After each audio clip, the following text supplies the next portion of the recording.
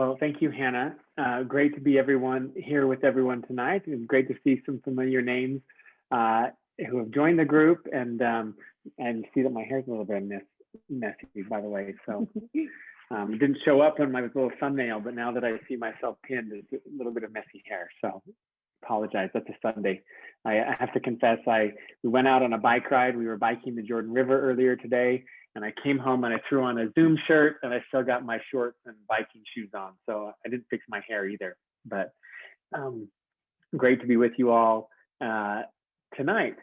So as I was reflecting on what I was going to say tonight, I was thinking of, and I'm going to, the organization is the Mormon Environmental Stewardship Alliance, and so I'm going to assume there's maybe not for all, but for many of us, some shared faith, and so I'm going to maybe short circuit some of that without going into a lot of deep detail of some of the background, the doctrinal background that many of us share, and jump into some of the stewardship.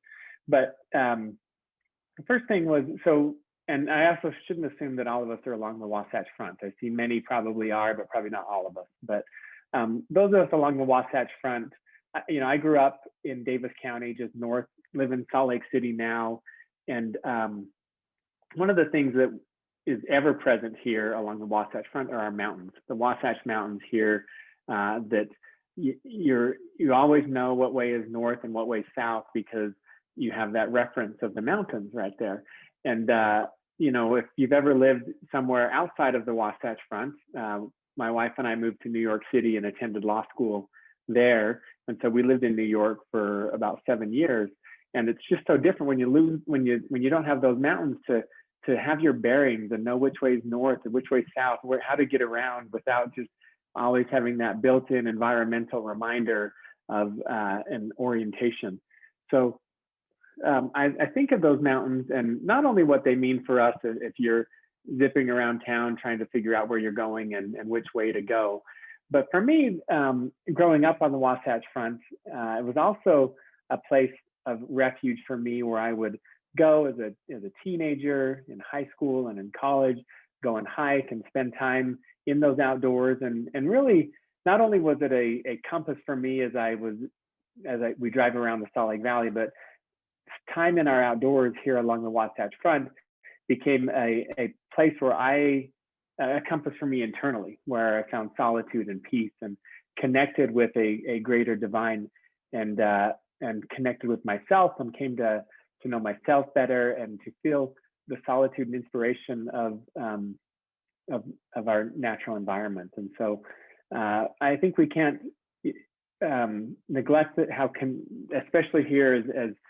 members of this church, how connected we are in our history and our theology to the land and the environment. And I think that should form the basis of a lot of what we're talking about tonight. So I also think about our shared theology, and one of the things that I think is unique about LDS doctrine is how much focus is put on the essence of becoming, of refining, and if things like self-mastery, learning to control your passions, to have self-discipline, and whether it's through fasting or sacrifice, self-sacrifice, and the confines, I think, of a moral code and an ethical code that we're expected to hold ourselves to, and learning that degree of self-mastery and adherence to overcoming the passions and the weaknesses of the flesh, but learning to have self-mastery over those things is such an integral part of our act of becoming and refining and becoming more like Jesus Christ and more like to return to our Father in heaven. Those things are such important parts of our theology. And then after self, we look to those around us. It's an expectation of charity and compassion and looking to overcome our natural person, the human instincts to learn to have compassion for one another and to care and give charitably and be aware of the needs of others and to reach out in a Christ-like way to help others to also experience happiness and prosperity. And So I think of, again, to mastery over self, compassion for others, and then intellectually, we're expected to gain knowledge and wisdom to lift ourselves up and edify ourselves, and then to share that wisdom with others. And we also know that there are no shortcuts, that this is a lifelong endeavor. I think we understand that it's not something that we can accomplish immediately, nor are we expected to. And I think this is something that is maybe unique in our somewhat unique in our theology, that we understand that it is a process, a refiner's fire, an effort to line upon line and precept upon precept, here a little and there a little, to gain in stature and gain that ability and that self-mastery for self and compassion for others, and to add wisdom and knowledge and intellect and pursue truth, are all things that we understand as a process that happens little by little. And then I think that is pretty common amongst a common part of our philosophy. And I want to apply that to stewardship over the earth. And for some reason, I think, I don't entirely understand why that seems to break down a little bit, but we understand that there's no free pass. You can't neglect that effort to refine and to improve, and then get a free pass at the end of the day. That certainly nobody's going to achieve that perfectly in a lifetime, but also we're expected to pursue that and to diligently pursue that through the course of a lifetime. But then when you look at the environment, sometimes people think that we can, the earth will be purified in the last days, and so it doesn't really matter what we do right now and with the earth, and that we can extract and we can take and we can have negative impacts on the earth and not worry, because someday it'll be made whole and the earth will get a free pass. And that's never been part of our theology and our belief in any way. And now we're seeing those acts, humanity's acts of indiscretion, of taking from the earth, is catching up with us. And so there's a time for repentance, a time for us to come to take actions to heal and to bring ourselves to within sustainability and equilibrium in this planet, that we can restore what has been lost and what we're losing because of our actions. So it's a time environmentally of repentance, where we've got to become whole again, make up and atone for acts perpetrated by humanity that have left us with, on Wasatch Front, we know our air pollution and inversions and air quality challenges, but the challenges relating to climate change. And so we are now reckoning with that and working to come back into sustainability and equilibrium with that. And with that, it requires self-mastery and personal discipline and personal responsibility.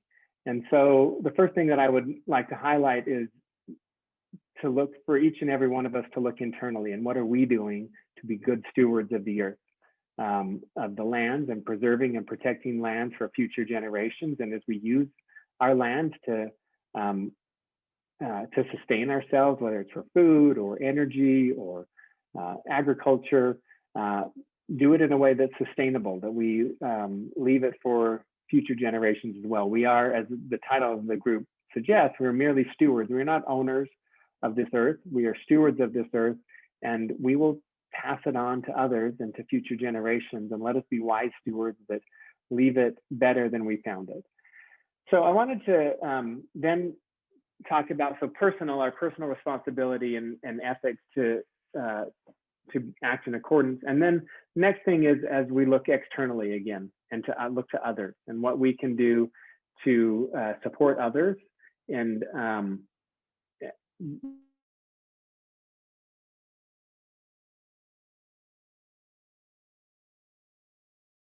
back into a sense of equilibrium, where the air is safe to breathe. We live on it. If you're on the Wasatch Front right now, you know there are times where our kids are kept inside at recess because the air isn't safe to breathe. And we know we're seeing around the globe what's happening with climate change and the challenges from climate change. And so the next thing I would say is that we must act civically. How do we engage in our homes, individually, in our homes with our families, in our workplace, but then more broadly as a community and as a society to bring the earth and bring our actions back into a state of equilibrium. So I wanted to highlight a few things that the Coalition for Clean Energy and Healthy Communities has hit on, that as a policies that can help to effectuate that. The first is clean energy incentives. So we've got to get to a place where the energy that we use and consume, that we can do so in a way that is in equilibrium with, and so we're using clean and sustainable and renewable energy that doesn't have a cost of pollution into the environment. And to do that, many of those technologies are still developing, and so they're competing with centuries of research and development into carbon-based energies, and we recognize that these clean renewable energies are catching up, but they are catching up quickly, and in short order will become economically, you'll see a transition to clean energy because it'll be economically an affordable thing to do, a cheaper thing to do. So in the meantime, the Coalition for Clean Energy and Healthy Communities supports a clean energy incentive to entice people to transition to clean energy and to do it in a way that is economically feasible. And that also supports the research and development into advancements in the area of clean energy. The next would be to reduce our energy use. And the key way to reduce our energy use is through building efficiency. The more we can do to cut down on what we use to begin with, because our homes are well insulated, that we minimize leaks in our, to keep in the heat and the cool, that we can keep our homes comfortable, but without leaking into the environment. So making homes energy efficient, building efficiency, homes and workplaces, using things like LEED standard in design and construction when we build new buildings, that we can take advantage of natural light and natural heating and cooling, and avoid having to generate energy for these buildings. So being in adaptive reuse of existing facilities, and then in construction of new buildings, that they're done in an energy efficient way. Clean transportation, making it possible for people to get around without polluting, or polluting less. So whether it's clean electric vehicles, or transit, or even making communities more bikeable and more walkable, will help to bend the curve on transportation. Building resilient communities. And I want to talk about this a little bit later on, but how inequities in the environment, environmental challenges, how they hit different people differently. And we see that pollution oftentimes affects the underprivileged communities and disadvantaged communities, and our communities aren't, we have an inequity in the way that that we interact with our environment, and who bears the cost of environmental pollution. And oftentimes we see that those who are hit hardest by environmental disasters, whether they're local things like flooding or hurricanes or winds or sea level rising and a more global places around the globe, those will disproportionately affect disadvantaged and marginalized communities, and there's some inequity in how we see that applied. So, and then lastly, land and water and wildlife restoration. It is about living sustainably with our energy consumption and pollution, and bringing that into a sense of equilibrium. But it's also about preserving natural spaces and preserving our land and the quality of our water and wildlife, protecting endangered species so that they are also here for future generations. So MESA asked me to talk a little bit about some of my work civically in these areas.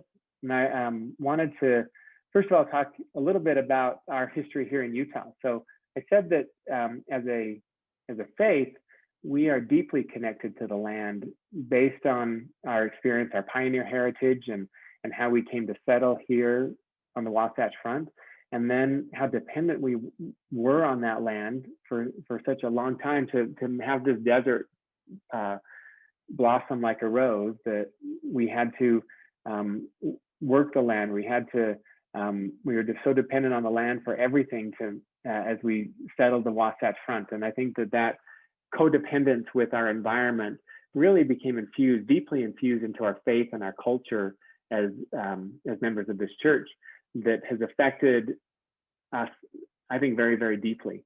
And when Brigham Young arrived in the Salt Lake Valley, one of the first things he did was start to plan for the future of this place, and developed what was called the Plat of Zion, which was a community development plan, one of the first in the country, laying out roads and places for schools and churches and cultural facilities and open spaces. And the Plat of Zion was seen as a visionary map for how the Salt Lake Valley would develop. That commitment to planning and visioning and looking to the future has continued today and through today, as we have developed what currently I would say that Plat of Zion has developed into what we call today the Wasatch Choice 2040, which is a coalition of cities and counties and state government have come together to map out what our future looks like between now and the year 2040. What transportation needs are we going to have, mass transit, and what corridors do we have to preserve for transportation? How can we provide clean and energy alternatives that are going to improve our air quality, not worsen our air quality? And so that commitment to long-term visioning and planning is something that runs deep in our state and continues with us today. And that's an important effort to continue to be sustainable and to maintain equilibrium environmentally, but also financially, that we can afford the infrastructure that we need for a future and growing population. I want to talk about a few examples where, in a time where our government is so divided, Republicans and Democrats, left and right, I still hold out hope that there can be some bridge building and coming together, that we can tackle some of these problems. I don't think we can tackle the problems of climate change and environmental challenges that we face without doing it in a bipartisan way. And that can be somewhat depressing when you see how difficult it is to reach bipartisan consensus. But there are some examples that I'm proud of, that I participated in, that I think warrant highlighting. The first is in Congress in 2020, the summer of 2020, so just under a year ago, Congress adopted and the president signed the Great American Outdoors Act. This was, I believe, over time will come to be recognized as one of the most monumental pieces of environmental legislation of this generation. And what the Great American Outdoors Act did simply was tap oil and gas revenues, offshore oil and gas. So these are your oil and gas revenues from the coast, and takes a fraction of the revenues coming off of those offshore oil and gas wells, extraction, and puts it toward maintaining our public lands. So national parks. It fully funds the Land and Water Conservation Fund that has invested really in almost every community throughout our state, and trails and open space and parks and places for people to get outdoors and to recreate. And so we are now seeing that it's been 9 months since the legislation passed, and starting to see that money flow into our communities. And the Land and Water Conservation Fund has existed for a while, but this is thanks to the Great American Outdoors Act. It will be fully funded in perpetuity. And so that is monumental. And you're going to see what happens over time as that money comes to invest in preserving our land and our open spaces, so that we can protect it for future generations, and we can have quality places to get out and recreate today. So it'll do things like improve buses in Zion National Park, that is quite literally being loved to death, and helping to allow people to see the beauty of that national park in a way that minimizes the impacts to that park. And then we can have an array of offerings. You can have Zion National Park with buses and services like that, and then natural places where you can get out and hike and be alone and not see people, hike for hours and not see another human being, and protecting and preserving those places as well. So Great American Outdoors Act passed with near unanimous support through the Congress, And it was signed by President Trump last summer. And I was proud to be one of those people working for that legislation and to cast Utah's vote in support of the Great American Outdoors Act.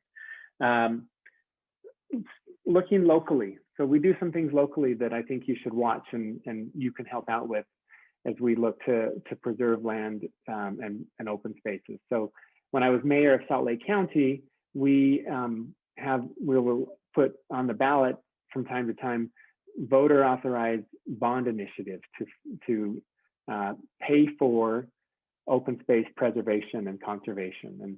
And so many beautiful places have been preserved because as Republicans and Democrats, we came together to say, this is worth it. You know, we hate taxes in Utah.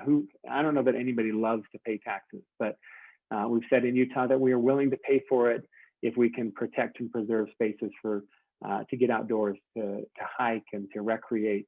And we're paying for things like the Jordan River Trail that I was biking on earlier today, the Bonneville Shoreline Trail, and then some of our more remote trails across the Wasatch Front, and to pay for some of these and be willing to pay for some of these things. And that's another example of where people have come together, Republicans and Democrats, to support conservation and trails and open space protection. And then Utah, as we know, has air quality challenges, and working to reduce pollution and emissions that are polluting our air is a challenge we haven't yet solved. The numbers will tell us that we've gotten better. Of course, we've gotten better a lot with COVID because a lot fewer people are driving, and it's over 50% of our air pollution on the Wasatch Front comes from cars. So we're better because we are driving less, but we've also made some progress over the last few years. But the challenge is our population keeps growing. So as our cars become cleaner, as we we have a better mass transit system, we make it possible for people to get out of their cars and to walk and bike instead of drive. We also are seeing more cars on the road just because we're growing. So we have that challenge that as we take strides to make it better, we see a lot of that progress taken up with population growth. So it's a challenge we've got to continue working on. We have made progress here, but we have a long way to go. I wanted to then talk about what each and every one of you can do as LDS individuals to become effective in advocating for these issues and engaging with local elected officials as I was. I'm now a private sector advocate like you, but I can speak as somebody who's been in office, as Hannah mentioned, in the state Senate. I actually worked in Salt Lake City government, then I was elected to the state Senate, then I was elected mayor of Salt Lake County, and then most recently Congress. So I've literally worked at every level of government, and have some observations on how we can engage and what we can do. And there are certain initiatives that we can engage on, but really to become and to fulfill our duties as environmental stewards of this earth, we have to engage at all levels of government. So support efforts to protect and preserve open spaces, like I just talked about. I think first and foremost, I would say that we have to demand solutions from our elected officials. We live in a time where people from both sides of the aisle, honestly, but people have figured out that anger is a pretty powerful tool to winning elections. You don't solve any problems by dividing and by pointing fingers and making people angry, but people have figured out that's a great way to win elections. You don't have to solve problems. You don't have to make tough choices, and you don't have to be a leader if you just can keep people angry enough at the other side and pointing fingers at the other side. Then they're not going to, and blaming the other side, then they don't expect you to solve problems. So what I would say is demand answers from your elected officials, demand solutions, and demand consensus. It's not enough to say, well, the other side's worse.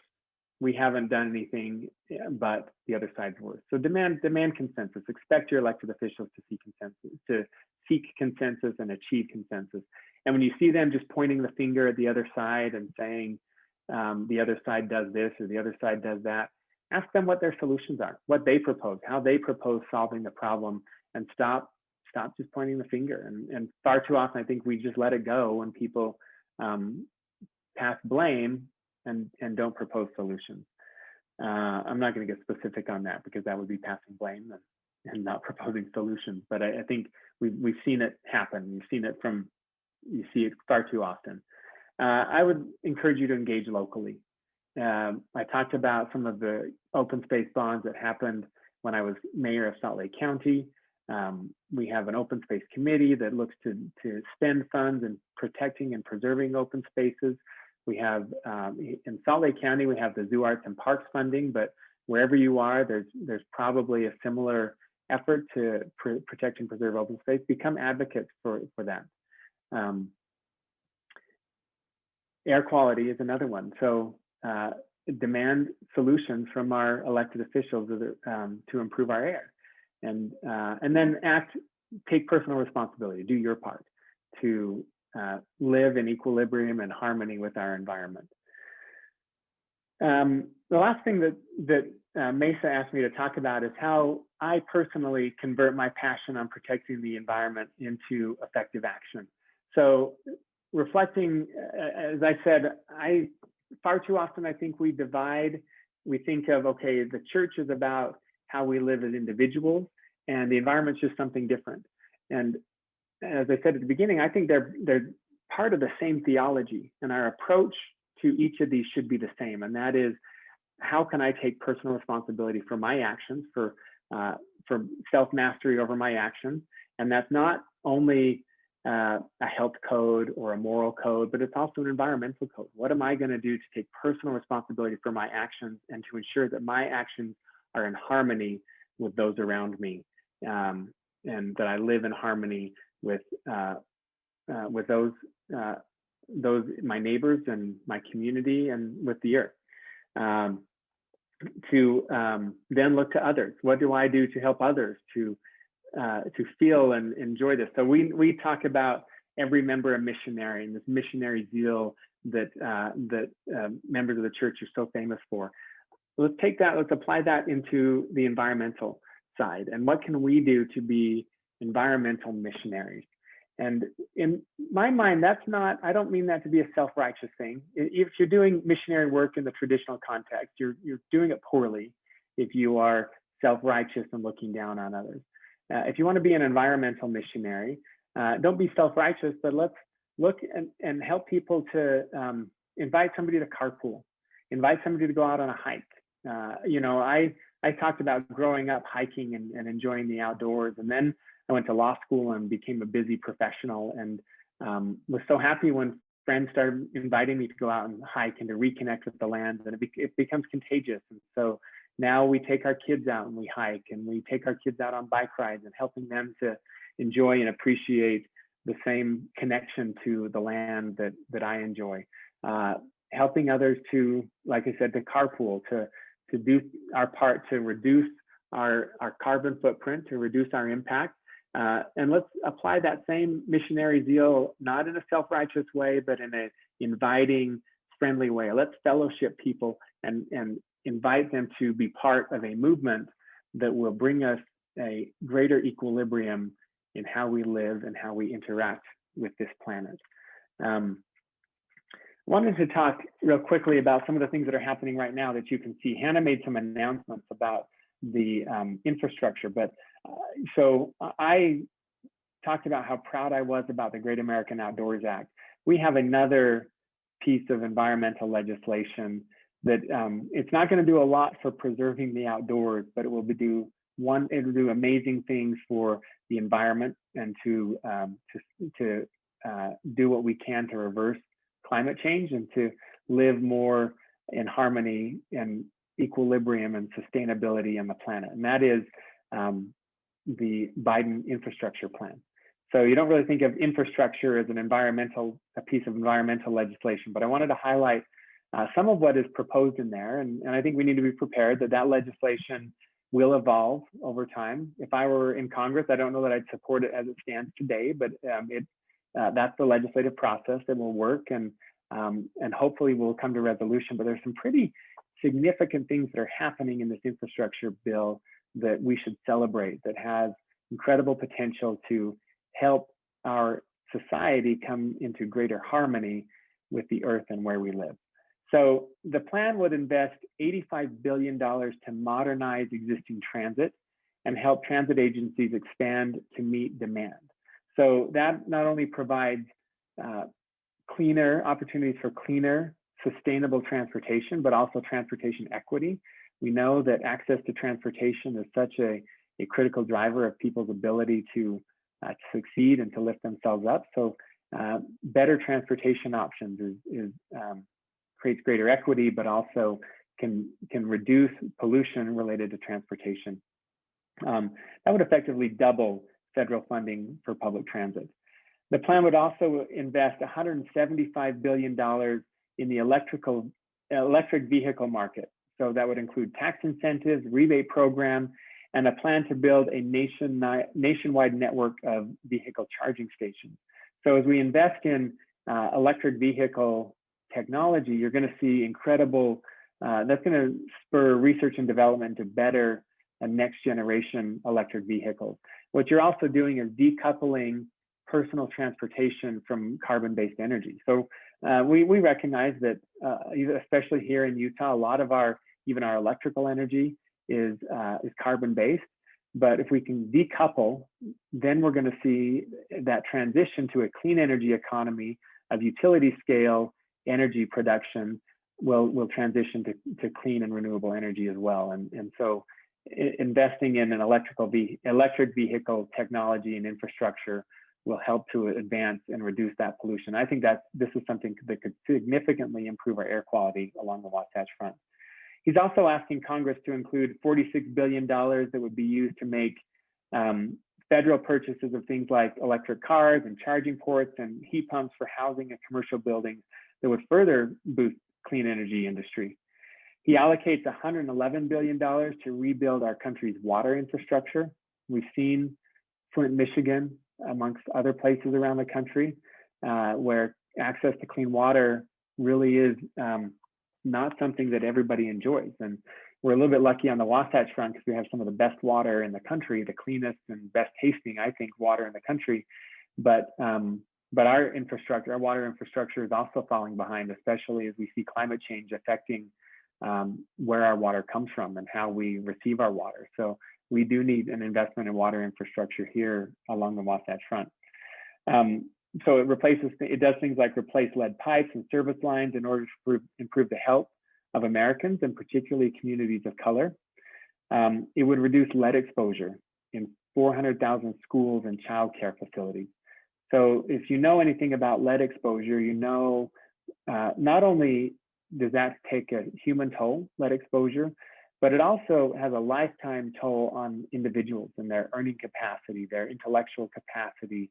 As we understand what low-level, long-term lead exposure does to an individual, it's really tragic. And so remediating this in our schools and communities across the country will pay enormous dividends, financial dividends, and quality of life dividends that go well beyond the investment that we make.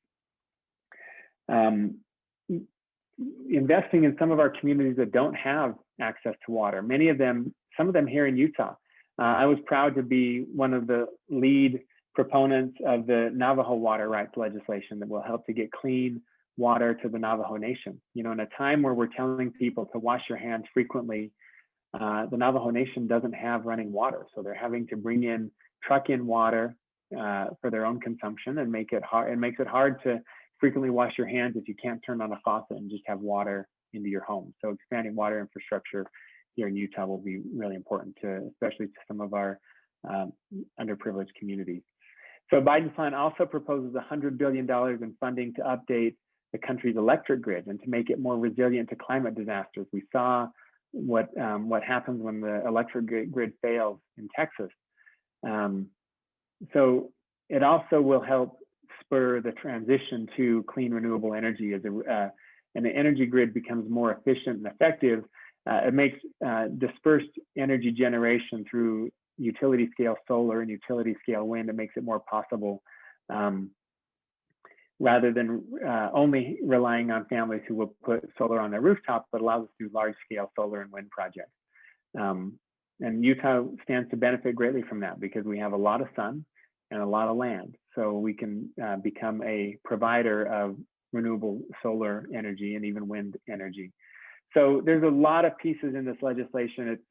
It's called an infrastructure bill, but it will be a monumental piece of legislation to advance our efforts to combat climate change and to live in equilibrium with the earth.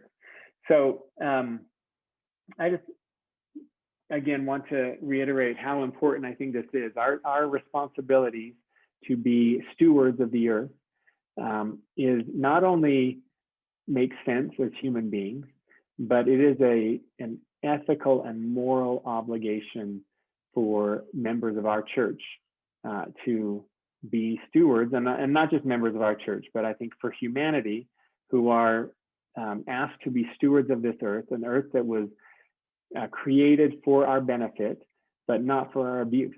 It is, we are temporary stewards of this place where we live. We will move on and pass this to future generations as it has been passed to us. And my hope and prayer is that the earth that we pass on to future generations will be better than the one that we receive, that we will rise to the challenges of climate change. And through changing our actions and through technological advancements, we will solve these challenges in our lifetime, and we will restore and repent from the damage that we've done through our excesses and that we've done to this planet and to our communities, and that we can continue to restore and beautify the earth that has been lent to us for the period of time that we are lucky enough to be here on this beautiful earth. And this message I share in the name of Jesus Christ. Amen. Amen. Thank you so much, Congressman. We are going to take some time now for questions, if that's okay. If anyone has any questions, feel free to put them in the chat and I can read them out loud for you. You're also welcome to use the raise your hand feature on Zoom. So if you want to raise your hand, I can go ahead and unmute you and you can ask your question yourself. First, to get us going, Congressman, Doctrine and Covenants 134, I'm paraphrasing here, but it says that government is created for the good of man, and that it also exists to hold men accountable for their acts. How are you feeling? Does that thing make you feel optimistic about state, local, and federal governments as far as in response to climate change? Yeah, thank you, Hannah. I'm going to read a different one also, that a different scripture also along those lines, but it's Doctrine and Covenants 59, 18 through 20. And so there, let me just read it. It says, all things which come of the earth and the season thereof are made for the benefit and the use of man, both to please the eye and to gladden the heart. So if you just stopped right there, you'd think, great, we can do whatever we want. We can trash it. It's for our good. We can do whatever we want. But it goes on to say it's for the food and for raiment, for taste and for smell. And I like to pause and think about all that. Think about the wonderful foods that we can experience as human beings. And I love to eat, and I love great, unique restaurants and food, different types of foods and spices and all of those things. And clothing, I'm not so good at that, but beautiful clothing and for raiment and taste and smell to strengthen the body. I love to go out and bike or hike and to enjoy breathing fresh air and to enliven the soul. And we're kind of in that middle of that Utah spring where one day is beautiful, the next day is snowing, but you go outside and you feel that clean air and the breeze and the sun shining, and that really does enliven the soul. And then the next verse, verse 20 says, it pleaseth God that he has given all these things unto man, for unto this end were they made to be used. And then he says, here's kind of the asterisk. It says, with judgment, not to excess, neither by extortion. So I think that asterisk is pretty important. The earth it's to be used for our benefit, for sure, but it's to be used with judgment. We don't believe in excesses. Can you imagine if, you relate this over to the personal side and said, look, we believe we're going to be resurrected someday. So go ahead and abuse your body, use harmful substances, and don't worry about it. It'll get fixed at the end of the day. Well, that's sometimes we take that, that's absurd. We know that that's not what we're taught in our faith tradition, but sometimes we do apply that on the environmental side, and we think, well, it's for us to use, just like our bodies for us to use so we can abuse it and trash it. No, and neither with the earth. It's to be used in judgment, not to excess. Moderation in all things is another word we use. And then neither by extortion. So as I read this, and I had to read that a few times, what does it mean by extortion? And I didn't understand that at first, but I started thinking about how environmental abuses and excesses that we, probably all of us individually, have some excesses, just like on the health side. I'll have my Diet Coke to excess and other things to excess, that where we can all do better. Of course, nobody's perfect, but how our excesses we don't pay the price of that equally, right? So my excess or our excesses are going to impact disadvantaged communities in Bangladesh, because they're going to see the be hit hardest by rising sea water levels. It hits communities on the Gulf Coast that are hit by hurricanes, and we see even pollution and in Flint, Michigan, and other places, unclean water. We don't bear the cost of that equally, and that's what I think it means by extortion. That the things that were used, that I use for my good, for my enlivening my soul, to strengthen the body, for taste and for smell. If we're doing it in a way that does harm to our brothers and sisters elsewhere, then we're doing it by extortion. We're taking something from somebody else for our own benefit. And so I think we are, you asked if that gives me optimism, and then I went into this really pessimistic view of how things are. I will say I am optimistic. I'm a Democrat in Utah, so that's like the definition of optimism. But I think we are making strides, not fast enough, but we've seen, just, when I look at this infrastructure bill and how much promise is in there to take serious and start addressing the challenges of climate change, we're not, even with the infrastructure bill, we're not going to take the steps that we need to unless we also have innovation and advancements in technology that help us to make this transition. And but I'm hopeful. I believe in the ingenuity and resilience of human beings, and I think we can do this. And that people are waking up to it. I look at the younger generation. I still feel like the younger generation, but I guess I'm not anymore. But the younger generation and how motivated they are, and insistent and demanding policy solutions from their elected officials to address the harm that we're seeing to our environment. So I am optimistic that we will get there. We have a long way to go, and we are taking strides. Not big enough and fast enough, but we are taking strides. And I think that we're waking up to the challenges and getting serious about the need to address them. I definitely agree. Thank you. It looks like we have a couple similar questions in the chat. Sylvia is wondering, you've obviously represented a lot of different constituencies throughout your career, but she's wondering, what do you feel is the most effective way to contact our elected officials? Is it more effective to use a letter, a phone call, like a big demonstration or a protest? Or like writing op-eds in the paper. And David is kind of wondering the same thing. What actions by your constituents were the most effective influencing your decisions while you were in Congress? Yeah, well, thank you, Hannah. Hannah, I don't know how many people know this, but Hannah worked for me when I was in Congress, so she could probably answer this question. I'll answer it from my perspective, and I'll invite Hannah to add anything. But Hannah worked for me in Congress. She actually now works for me now, so with my Common Ground Institute. So I think I would say, weigh in how you can, and everything matters. But elected officials are human beings just like everybody else. So think about what's persuasive to you in a conversation with a coworker or or family member, and that's probably how you should approach your elected officials too. They are just regular people. So different ways that people contact me. I think their petitions. Now that matters.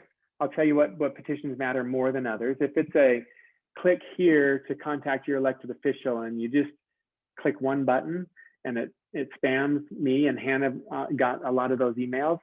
We aggregate those, we would tally them and say, okay, we got 150 emails about this topic. It's mildly, we pay attention, right? And we'll say, we got 150 emails in support and 50 opposed. It's a data point. It's probably not overridingly persuasive, but it's a data point. So I would say that matters. What matters more is if somebody writes a personalized email. So in my office, and different representatives maybe react differently or more serious about their different levels of responsiveness to their constituents. But if you sent a personalized email to my office that was clear that it wasn't just you clicked a button on a website and it auto-generated and spam. Some people would do that and they didn't even know who their representative was. It was, you know, that's probably the least level of persuasiveness. Like I said, it's a data point, but it's not very persuasive because they didn't know that who their rep was. They just knew this website auto-populated and spammed members of Congress. But if you've taken the time to research who your representative is and sent a personalized email, I read a lot of those. I would have read a lot of those. I didn't read all of them. It depended on the week. Sometimes we get thousands, and if I read every email, I wouldn't do anything else. But I asked my staff to give me a representative sample of emails. And so if we only got 100 that week, I'd read a greater percentage of them. But otherwise, I'd ask them to give me a representative sample. But if it's an individualized email, you would also get a response from my staff. And so, and staff really is important in helping to formulate my position on bills. They do a lot of the research. I'm spread so thin as a representative and pulled in so many different directions that I ask my staff to research and to help me get a finger on the pulse of the community that we represent. And so personalized emails are probably even better.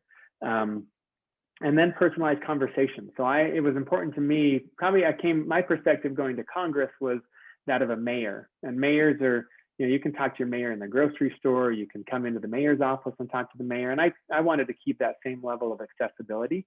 So if people reached out to set up a meeting with me, we generally took the meeting. You know, I spent 60% of my time living in Washington. So if you went to Washington, I most likely met with you. I can't ever say 100% because sometimes there was a bill that a vote or something would come up and it wouldn't happen. But usually we'd meet with people, especially if they'd made the trip to Washington. But I told people, you don't need to go to Washington. I'm in Utah 40% of the time. I can meet with you in Utah. And we would sit down in my office. And those meetings were probably the most persuasive because it put a face and a name to it. The Citizens Climate Lobby met with me probably every 6 months, and I always took that meeting and we'd have a good banter and conversation, and they'd talk about bills that they were hopeful that I would support, and then we'd go and we'd research it and we'd get back to them with an answer. And we didn't support everything, but you know, if we didn't, we told them why, and then they would say, well, what about this? And we'd work to try and reach consensus and work together. So I think in-person meetings are really valuable. The other thing that I would say is don't be combative. You know, I think you can have a viewpoint and you can express disappointment with your elected officials' votes or position, but be respectful. They're human beings. They're doing their job, even if you disagree with 100% of what they do. I'm not going to say there aren't bad people in elected office because there are bad people, but I would say that most people, Republicans and Democrats, are doing that job because they care. They may disagree with you, but they do it because they care and they're trying to make our country and our community a better place. And recognize that, give them the dignity of having a position that is well-intended, even if it is wrong. Treat them with respect. And you know, usually if somebody's yelling at me or wagging their finger at me and calling me names, that you just kind of shut down. It's human nature to shut down with something like that. And then people don't hear any of what you're saying. So be respectful, and the more personalized, the better. And I think I'm a believer in democracy. I think it works. I've seen it in cases in legislation that I've worked on where I started opposed for one reason or another. And then I put a human face with it and understand it, take the time to understand the issue, and I come around, and I believe that citizen engagement matters and can make a difference. Thank you. I definitely agree. As a staff member, kindness goes a really long way. It's easy to get passionate on an issue and go in really hot, but it's a lot better to just have a measured discussion with whoever you're trying to engage with. It looks like we have just a couple more questions in the chat, Congressman. Let's see. Amber appreciates you highlighting some of the beneficial aspects of President Biden's infrastructure plan. And we recognize that you're not living and breathing legislation anymore like you were. But she's wondering, what would you be maybe wanting to change in that legislation, or what would you want to add? Yeah, well, thank you, Amber. And so I mentioned that there's a lot of things I like about the bill, but not everything. To be totally honest, as Hannah kind of alluded to, I'm not living and breathing the bill. If I were still in Congress, it'd be something we'd be looking at and scrutinizing every aspect of it. So really, my commentary is probably more at a 10,000-foot level, and that is one of the things that was important to me. In addition, I talked about environmental sustainability. There are certain values or issues that motivate an individual or representative, and one for me that's important is fiscal responsibility. I am worried about. I don't believe we talked about environmental sustainability. I also believe in fiscal sustainability, and I worry about what we are doing to future generations by living and spending today without regard to what that means for tomorrow, and living within our means is important. And it's why I said nobody likes taxes, but it's why I opposed the Trump tax cuts, because it added $1 trillion to our national debt without a mechanism to pay for it. And so I worry about tax cuts that add to the national deficit and the national debt, and I worry about spending that adds to the national debt. And it's not a perfect world, so you got to kind of find a way in that. But that's my concern, I think, with the transportation bill right now, is it spends a lot without paying for it. I believe some of those expenditures, like remediating lead-based paint, lead-based pipes, will pay for itself in the reduction in Medicaid expenses that the kids would have to, because of kids who are impacted by lead. So, it's there's some give and take in there, and it's never going to be perfect. But that's the area that I guess I'd be concerned about at 10,000 feet. Sure, thank you. Okay, just one final question here. David and Christy are both wondering if you believe that there's a role for putting a price on pollution, such as a carbon tax. Do you think a carbon tax could ever potentially pass in Utah, specifically to address our air pollution? Well, so in spite of what you may have heard, if you live in Utah, I should apologize for the TV ads that ran nonstop from like August through November for the election. But if you live in Utah, I'd like to dispel the myth that I am a Marxist who is bent on destroying our country. That's not true. So I'd say jokingly, but I believe in free markets. I believe in the power of a market, and I believe that markets need guardrails, because markets that are left unregulated have excesses that we've seen over the course of our history that can cause harm. But a market with appropriate guardrails can do incredible things. It can. We've researched and found cures for rare diseases. We've advanced technologies that have lifted millions of people out of poverty into the middle class. And so I do believe in the power of markets. And so when you ask about putting a price on pollution, what I like about approaches along those lines is what that effectively does is it's a guardrail on a market. And it says, okay, it's no longer are we going to allow you to externalize the cost of pollution, that private industry maximizes the benefit, but society pays the cost through health consequences of pollution and climate change and environmental impact. But we want to put a guardrail on that and say you have to sustain the cost of carbon, and then we allow the market in that to figure out what's the best way to reduce carbon, whether it might be solar power, it might be wind power, it might be carbon sequestration, it might be energy efficiency, it might be things that we haven't thought about today. And we enable the market to then figure out what's the lowest cost alternative, the most effective way of reducing carbon. Now, there's an approach that I'm maybe more inclined to, and that is the carbon fee and dividend. There's a proposal there that would give that money back from a carbon fee, give it back to people, American people who you may see, and then it not only enables the market to figure out how to price carbon, but it puts some benefit on us as individuals to also choose lower carbon alternatives through a dividend rather than just paying more taxes. It allows people to receive back funding for making choices that are reduce carbon emissions. So yeah, I do like some mechanism. I don't know, the carbon tax probably isn't the approach that I would support, but I do like a mechanism for pricing carbon and forcing us to internalize the cost of carbon emissions, companies and individuals to internalize that cost, and then that creates an incentive to act in a carbon smart way.